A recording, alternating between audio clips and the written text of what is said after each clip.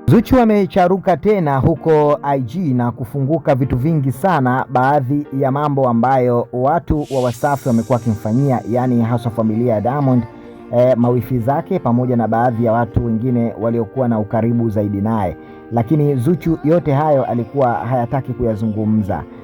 Kwa awamu hii Zuchu bwana hataki tena kukaa na kinyongo cha aina yeyote. Amefunguka na kuachana Makavu Live kuambia kwamba hawaogopi tena. Walijaribu mara nyingi sana kumfuatafuata wakashindwa. Sasa kwa kipindi hiki ambacho ndo kabisa amevurugwa na hataki kuelewa, basi watajuta kumfahamu. Watajua kwa nini walikuwa hawajui. Wambea wote pamoja na watu ambao walikuwa wakimpinga Zuchu na kumtakia mabaya, basi amejipanga kupambana. Ana silaha za kutosha kweli.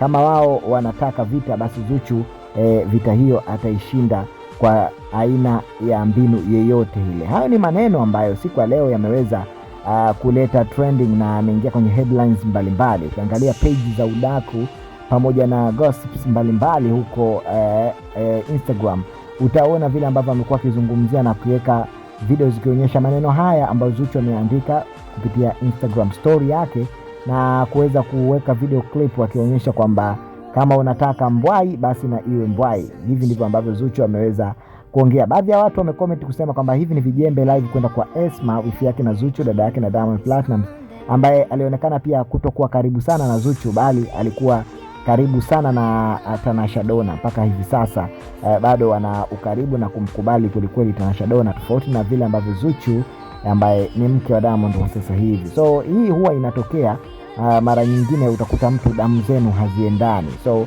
sio kitu cha kulaumu sana, licha kwa mashabiki wamezungumza na kusema kwamba Diamond pamoja na familia yake walionekana pia kupishana baada ya Diamond kuweza kumwoa Zuchu badala ya Tanasha, ambaye familia ilikuwa imeweka kama selection yao na option pekee ya Diamond Platnumz kuweza kuoa. Lakini hapa ndipo ambapo vita iliibuka, mabifu yakawa mengi, hali za kutoelewana baina hapa na pale. Lakini Zuchu now she's happy, anasema kwamba ana furaha ambayo hajawahi kuipata.